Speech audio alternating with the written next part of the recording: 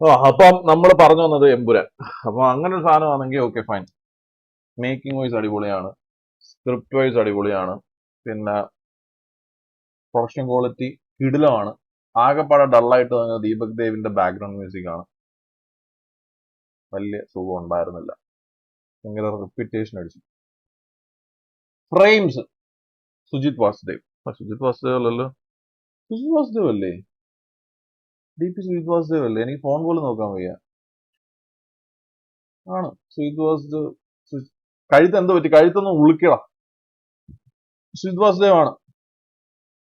I am so tired. Tired എന്ന് പറഞ്ഞാൽ at it speak ആണ് ടയേർഡ്. എനിക്ക് ഒട്ടും വയ്യ. എന്ന് വെച്ചാ എടാ, നോട്ട് സ്പോയിൽ ഇറ്റ്. എന്റെ പൊന്നു മോണെ, അതിനകത്ത് സ്പോയിൽ ചെയ്യാനൊന്നും ഇല്ല. ഞാൻ സ്പോയിൽ ചെയ്യാൻ പറയുന്നത് എനിക്ക് അറിയാം, എന്ത് സ്പോയിൽ ചെയ്യേണ്ടത്, എന്ത് സ്പോയിൽ ചെയ്യേണ്ടത്. 470 പേരെ പിടിച്ചിരുത്തി അതിന്റെ കഥ മൊത്തം പറയുന്ന എല്ലാ റിവ്യൂന്ന് എനിക്കറിയാം. അതെന്തോ അറിയോ, എന്റെ ഇത്രയും ഭാഗം ഇങ്ങനെ ഇങ്ങനെ ഇവിടെ മുതൽ ഇവിടെ വരെ ഇങ്ങനെ ഉളുക്കിയിരിക്കുവോ, എനിക്ക് ഉറങ്ങാൻ പറ്റുന്നില്ല. അപ്പം സുജിത് വാസുദേവ് എന്റെ പൊന്നു മോനെ, അങ്ങനെ എവിടെ ഫ്രെയിം വെച്ചാൽ ആ ഫ്രെയിം വിഷയമാണ്. അതിനകത്ത് ഒരു രണ്ട് സാധനം നിങ്ങൾ ഒരിക്കലും മിസ് ചെയ്യില്ല. സാധനം സിനിമ മൊത്തത്തിൽ മിസ് ചെയ്യില്ല. നമ്മളപ്പോ ആ ക്രൈറ്റീരിയ മാറ്റി വെച്ചേ. എമ്പുരാൻ ഒരു സ്റ്റാൻഡ് ലോൺ മൂവിയാണ്. എമ്പുരാന് മുന്നെയോ ശേഷമോ ഒരു പടം ഇറങ്ങിയിട്ടില്ല. സോ അത് കിഡിലാണ്, കിഡിലോസ്കി at it peak. Cinema at it speak ആണ് ആ സാധനം. ഇനി നമ്മൾ വരുന്നത് ലൂസിഫറിന്റെ സെക്കൻഡ് പാർട്ട് എമ്പുരാൻ.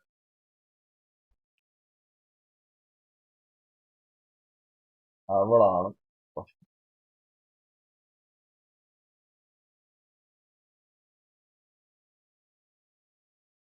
അവിടെ പ്രശ്നം എന്ന് പറഞ്ഞാൽ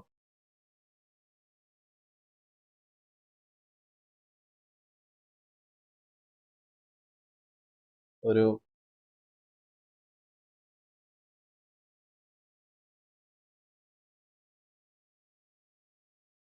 നമ്മുടെ ലൂസിഫറിൽ കിട്ടിയ ഒരു ഹൈ ഇല്ലേ, ഹൈ. പാലക്കാട് ചേച്ചി ഹായ് പോനെ.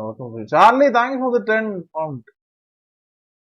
നമുക്ക് ലൂസിഫറിൽ കിട്ടിയൊരു ഹൈ ഇല്ലേ, ലൂസിഫറിൽ കിട്ടിയൊരു ഹൈ. ഈ ഞാൻ പറയുന്നത് നിങ്ങൾക്ക് കേൾക്കുന്നുണ്ടോ? ഈ സ്പോയിലർ പോസ്റ്റ് ചെയ്യുന്നമാരെയൊക്കെ അങ്ങ് റിമൂവ് ചെയ്യാവൂ. ടൈമൗട്ട് കൊടുക്കും. Cure black thank for membership bro. ഞാൻ പറയുന്നത് നിങ്ങൾ കേൾക്കുന്നുണ്ടോ? കഴുത്തും വയ്യാതെ കൈക്ക് താങ്ങും കൊടുത്തിരുന്ന് ഞാൻ റിവ്യൂ പറയുക. ഇവിടെ ജൂഡൻ ആരാ ജൂഡൻ? അയ്യോ, അശുസ് ബ്രോ ആണോ?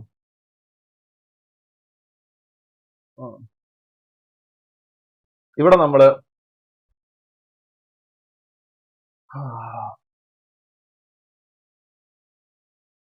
എടാ, എനിക്ക് കഴുത്ത് വയ്യടാ, എനിക്ക് അങ്ങോട്ട് നോക്കാൻ വയ്യ. എനിക്ക് ഇങ്ങനെ ഇരുന്നിരുന്ന് നോക്കി നോക്കി നോക്കി കണ്ണ് തന്നെ എടുക്കുന്നു.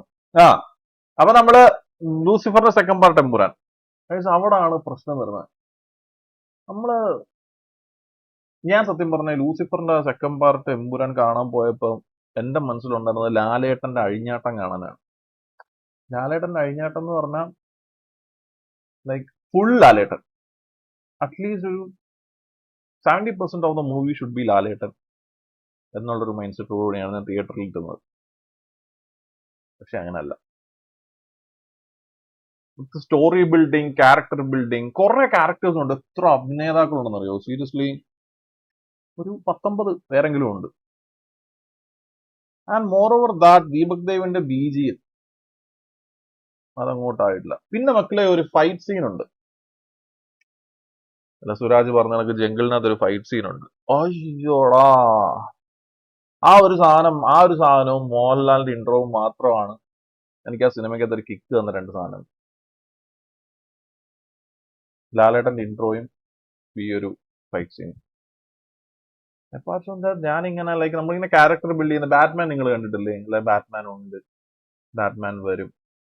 അതിനകത്ത് പറയുന്നത് ബാറ്റ്മാൻ ഉണ്ട്, ബാറ്റ്മാൻ വരും. ലൈക്ക് എപ്പോഴും നമ്മളിങ്ങനെ സ്റ്റീഫൻ നെടുമ്പള്ളി ഇങ്ങനെ പറഞ്ഞ് ഒരു 40 മിനിറ്റ് സംതിങ് അത്ര എടുത്തിട്ടാണ് ലാലേട്ടൻ വരുന്നത്. ലാലേട്ടൻ വരുന്നത് പിന്നെ എബ്രാം ഖുറേഷിയാണ്. എബ്രാം ഖുറേഷി. പക്ഷേ മോനെ, സ്റ്റീഫൻ നെടുമ്പള്ളി ആയിട്ട് അങ്ങനെ മുണ്ടും കുത്തി വരുന്നതിന്റെ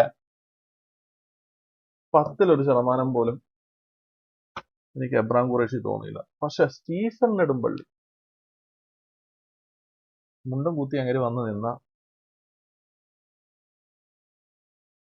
വിഷയമാണ്. എന്ത് ഓറയാണ് ആ മനുഷ്യൻ.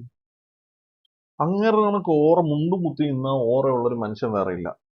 നമ്മളിങ്ങനെ ഇരുന്നു പോകും. ഞാൻ ആ ഒറ്റ ഫൈറ്റ് സീനിൽ മാത്രമേ പുള്ളി മുണ്ടെടുക്കുന്നുള്ളൂ.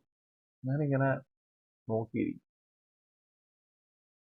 ഞാൻ ഇങ്ങനെ മറ്റേ എനിക്കൊത്ത് വയ്യായിരുന്നു. ഞാൻ മറ്റേ ഫുഡിയൊക്കെ ഇട്ട് ഇങ്ങനെ കണ്ടോണ്ടിരിക്കുകയായിരുന്നു. ആ സീൻ ഉണ്ടല്ലോ,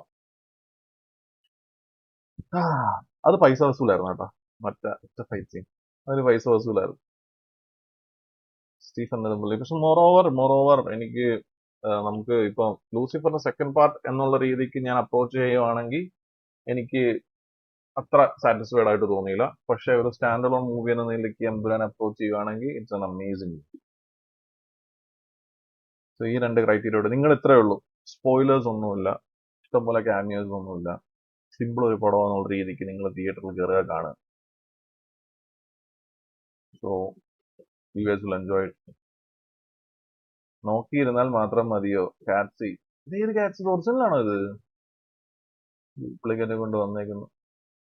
ഒറിജിനലിന്റെ മോഡല്ലേ ഉള്ളൂ. അപ്പൊ സോ നിങ്ങൾ എല്ലാവരും തിയേറ്ററിൽ പോയി കാണുക. വീരധീര സൂരൻ ആ പടം എങ്ങനെ ഉണ്ടെന്ന് എനിക്ക് അറിഞ്ഞൂടാ. ആ പടം കാണാൻ പോകണമെന്നുണ്ട്. വിക്രമിന്റെ പടമായിട്ട്. നിങ്ങൾക്ക് എല്ലാവർക്കും സുഖമായിട്ടിരിക്കുന്നു? എല്ലാവർക്കും എക്സാം തീർന്നില്ലേ? എടാ പിള്ളേരെ, ഞാൻ കളിക്കുന്നില്ല ഇന്ന്. ഞാൻ കൊണ മാത്രമേ ഉള്ളൂ. കാരണം എന്ന് വെച്ചാൽ മൈ നെക്ക് എന്റെ കഴുത്ത് കണ്ടി എന്റെ കഴുത്ത് പോയടാ. എന്നിട്ട് മാമനാണെങ്കിൽ മൂവിട്ട് തിരുമ്മി എന്തോ ആക്കി വെച്ചേക്കും. ഇപ്പൊ നീ കഴുത്ത് അനക്കാൻ വേണ്ടി ഹോസ്പിറ്റലിൽ പോയിട്ട് ഡോക്ടർ പറഞ്ഞു കുറച്ചു നേരത്തേക്ക് എവിടെയും പോകരുത്, ശരീരം അനക്കരുത്, കിടക്കരുത്, ഇരിക്കുക മാത്രമേ ചെയ്യാവൂ. സോ ഐ തോട്ട് ലൈവ് വരാം. എടാ ലൈക്ക് അടിക്കാത്തവരല്ല ലൈക്ക് അടിക്കട്ടെ. ഞാൻ അണ്ണു കഴിഞ്ഞു. പിന്നെ നിങ്ങളുടെ വിശേഷം പറ. എന്തെല്ലാം നിങ്ങൾ എല്ലാവരും എമ്പുരാൻ കണ്ടിട്ട് ഇഷ്ടപ്പെട്ടിനാ? ഈ രണ്ട് അപ്രോച്ചിലൂടെ നിങ്ങൾ പടം കാണും കേട്ടോ. പക്ഷെ പൃഥ്വിരാജ് ആ മനുഷ്യനുണ്ടല്ലോ, അങ്ങേരുടെ ഡയറക്ഷൻ, അങ്ങേർക്ക് പണി അറിയാം കേട്ടോ. ഇപ്പൊ ഉള്ളത് വെച്ചിട്ട് ഏറ്റവും കിടിലമായിട്ട്, ഐ മീൻ കിടിലമായിട്ട് ഈ കൈൻഡ് ഓഫ് മൂവീസ് ലൈക്ക് എന്താണ് പറഞ്ഞ റിച്ച്നെസ് കാണിച്ച് ലൈക്ക് നമ്മുടെ പ്രശാന്ത് നീലും രാജമൗലിയും കണക്കൊക്കെ പടം എടുക്കാൻ പറ്റുന്ന ഒരു മനുഷ്യനല്ലേ. അത് മലയാളത്തിൽ ഉണ്ടെങ്കിൽ ഇറ്റ്സ് പൃഥ്വിരാജ്. പുള്ളി എങ്ങാണ്ട് രണ്ടാം ഊഴം എടുത്തു കഴിഞ്ഞാൽ മേൻ കിടിലമായിരിക്കും. എല്ലാരും പോയി കാണണം. എല്ലാരും പോയി കാണുക. സീരിയസ്ലി എല്ലാരും പോയി കാണുക. കാരണം മലയാള സിനിമയിലേക്ക് ഇങ്ങനെ ഒരു സിനിമ ഇറങ്ങാന്ന് പറഞ്ഞാൽ it's like it's pretty much tough. കാരണം എന്ന് വെച്ചാൽ ഇത്രയും ബഡ്ജറ്റിൽ ഇത്രയും എടുക്കുക എന്ന് പറഞ്ഞാൽ കാരണം അങ്ങനെ കൊണ്ടേ പറ്റത്തുള്ളൂ. സോ വിഷയമാണ്. നിങ്ങൾ ഇപ്പം പറഞ്ഞില്ലേ, ലോ എക്സ്പെക്ടേഷനിൽ പോവുക. ഇങ്ങനെ വലിയ ക്യാമിയോസ് നിങ്ങൾ ഈ ബിൽഡ് ചെയ്ത് വെച്ചേക്കുന്ന ഇഷ്ടംപോലെ ക്യാമിയോസ് ഉണ്ട് എന്നുള്ള ബേസിൽ ഒന്നും പോവാതെ പോയി സീരിയസ് ആയിട്ട് പടം കാണാം. പൃഥ്വിരാജിനെ എല്ലാരും കൂടെ ഇപ്പൊ ഓൺലൈനിൽ ബുള്ളിങ് ചെയ്തോണ്ടിരിക്കുക. ബ്രോ സിമ്പിൾ ആയിട്ട് ഒരു കാര്യം പറയണേ.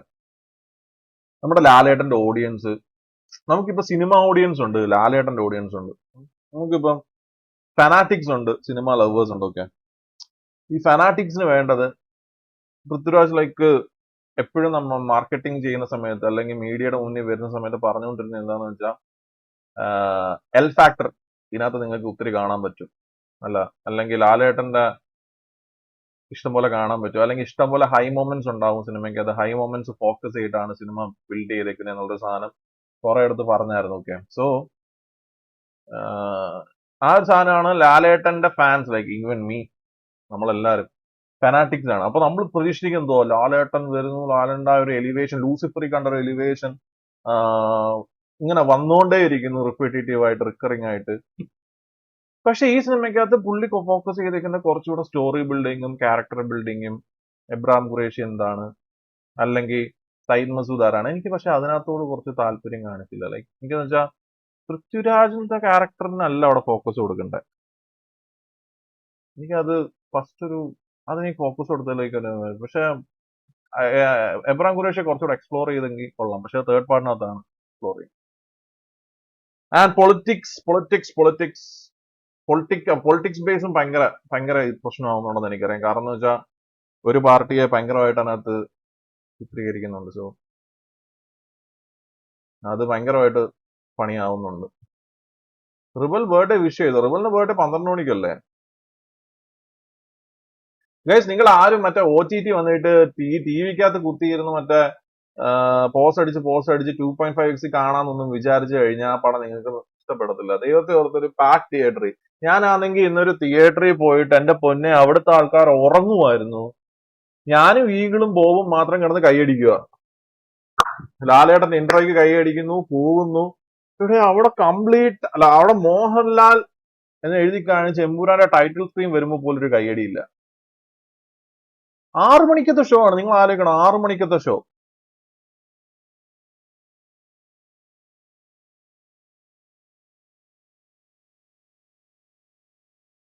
ഭയങ്കര ശോകമാടേ, സീരിയസ്ലി. പിത്തളിന്റെ ടോക്സ്, പിത്തൾജിയുടെ ടോക്സ്. ഹായടാ, hi hi hi hi. Thank you for membership. Thank you for membership. നിങ്ങൾ പാക്ഡ് ആയിട്ടുള്ള ഒരു തിയേറ്ററിൽ പോയിരുന്ന് കാണുക.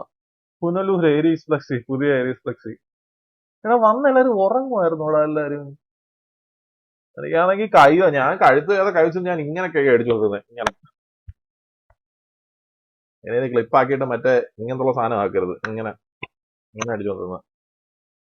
ടർബോ എല്ലാവരും നല്ല റിവ്യൂ പറഞ്ഞ പടം. അതിനേക്കാൾ എടാ നമ്മുടെ ഓർഡിനറി മലയാള സിനിമയായിട്ട് എമ്പുരാൻ കമ്പയർ ചെയ്യരുത്. ഇത് വേറെ ലീഗ് പടമാണ്. വേറെ ലീഗ് പടം എന്ന് വെച്ചാൽ when it comes to making, when it comes to everything, വേറെ ലീഗ് പടമാണ്. പക്ഷെ സെക്കൻഡ് പാർട്ട് എന്ന് കൺസിഡർ ചെയ്യുമ്പോൾ നമുക്ക് ഒരു ഹൈ മൊമെന്റ്സ് കിട്ടുന്നില്ല എന്ന് മാത്രമേ ഉള്ളൂ ചിലടത്ത്.